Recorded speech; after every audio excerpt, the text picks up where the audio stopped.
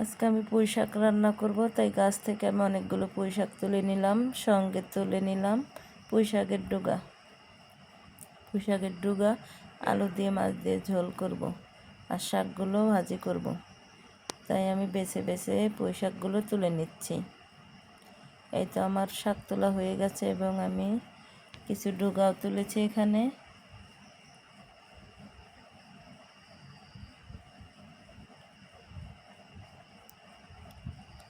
এত শাকগুলো এখন আমি সুন্দর করে বেছে কেটে পরিষ্কার করে নেব।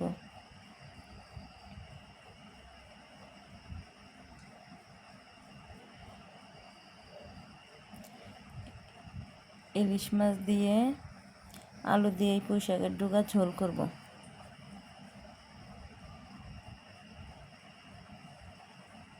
আর রান্না করব পুঁই শাক। এটাই আজকে দুপুরের রান্না। এই জন্য ইলিশ মাছগুলো একটু ভেজে নিচ্ছি। ইলিশ মাছ ভাজা হয়ে গেছে, এবার আমি মশলাটা সুন্দর করে কষিয়ে নেব।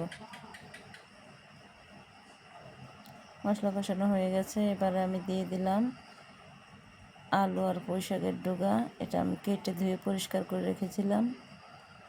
কষানো হয়ে গেছে, পরিমাণ মতো পানি দিয়ে দিলাম, মাছগুলো দিয়ে দিলাম।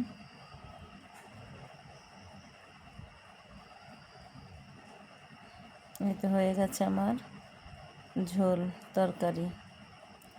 এবারে আমি রান্না করব শাক ভাজি।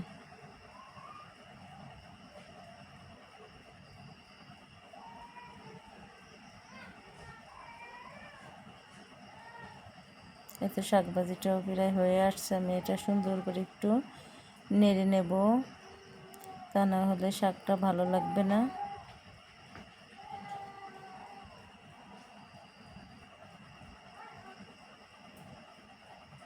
এই তো হয়ে গেছে। হয়ে গেছে আমার দুপুরের রান্না।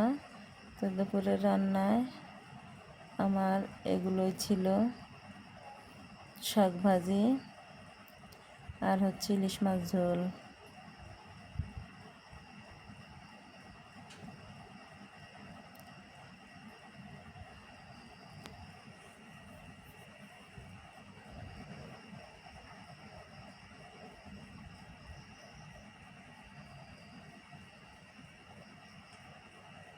গরম গরম ভাত আর শাক ভাজি খুব মজা লাগে। আর সঙ্গে যদি থাকে শুকনো মরিচ ভাজা, সুন্দর একটা স্মেল আসে। তো আজকের মতো ভিডিও পর্যন্ত, ভালো থাকবেন সবাই, আল্লাহ হাফেজ।